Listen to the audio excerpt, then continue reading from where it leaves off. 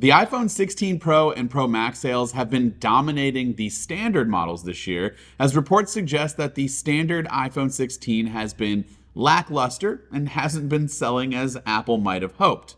Look, there's no doubt that the gap between the iPhone 16 and the 16 Pro models this year is smaller than ever, at least in my opinion. But I thought for sure that this would be a reason not to go Pro and save the extra $200 to $300 and stick with one of the two standard iPhone 16s. Now, according to Apple analyst Ming-Chi Kuo, who posted on X recently stating that for the Pro models, assembly orders almost remain unchanged. Suppliers had been asked to continue producing two Pro models during China's National Day holiday, indicating that demand for the Pro models has generally met expectations so far. He noted and kind of confirmed that the iPhone 16 and 16 Plus remained lackluster and that some component orders for mid-November onwards have been slightly reduced, which mainly for the iPhone 16 base model and the 16 Plus, although it was a small margin. So is the iPhone 16 a flop? Should people stay away from it and wait for next year? To be honest, I personally think that the entire iPhone 16 lineup has been kind of lackluster as a whole, but I'm looking at it from a tech nerd's point of view. My job is to cover these phones all year round. I use them extensively and I update you guys throughout the year how I feel about it. And then by the time the iPhone 17 rolls out, I'm ready for something different. Only to then realize that we probably won't get any crazy innovative features on a year in and year out basis.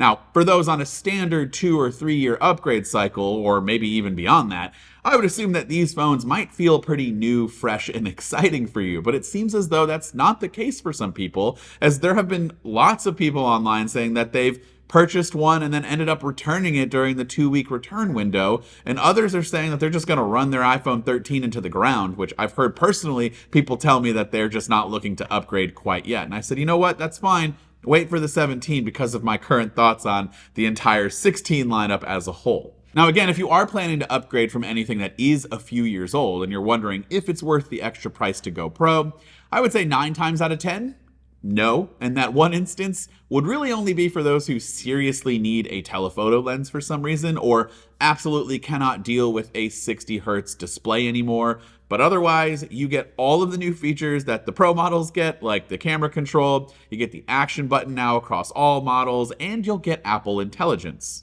And I think Apple Intelligence is kind of the main reason why these phones still feel a bit half-baked. And that's due to the fact that it's being heavily marketed with a feature that doesn't exist yet. At least not for those who are brave enough to test out the latest beta. And even then, when Apple Intelligence finally hits everyone's phone, which is rumored to be around October 28th, the more exciting and interesting features aren't really even going to be available yet.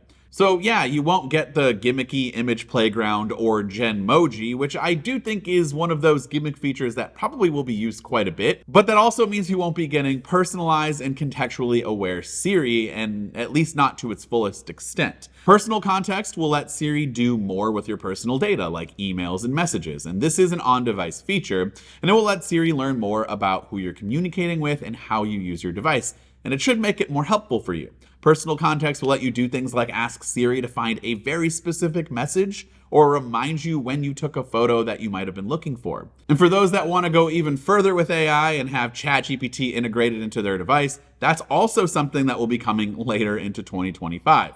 Now, there are a few other features that I haven't even mentioned yet, like the new mail categories is not available, or even visual intelligence, which is an exclusive feature for the iPhone 16 because it's directly related to the camera control button.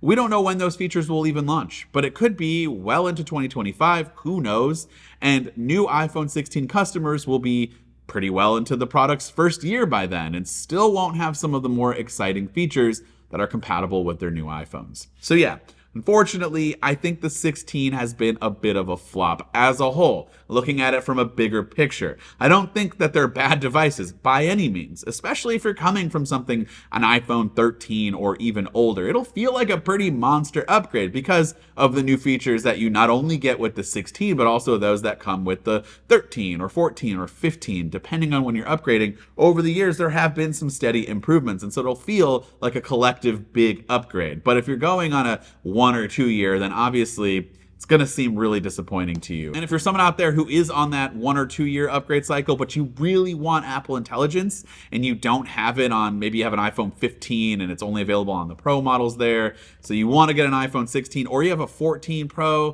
Pro Max, whatever the case might be, I can't in good faith recommend upgrading right now to something that still technically only exists in beta. And so I would wait for the iPhone 17 if I were you. But yeah, I think it's a little bit of a flop right now. There have been many reports about sales declining in certain areas, and again, people returning things. But of course, I'd love to hear from you. You the ones that are out there that have this phone especially. Let me know in the comments down below what you think. Are you excited with your new device? Are you happy? Or are you feeling a little bored with it already and maybe it's not as exciting as you thought? Let me know down in those comments. This has been Dan with MacRumors. Thanks so much for watching, and I look forward to seeing you around in the next video.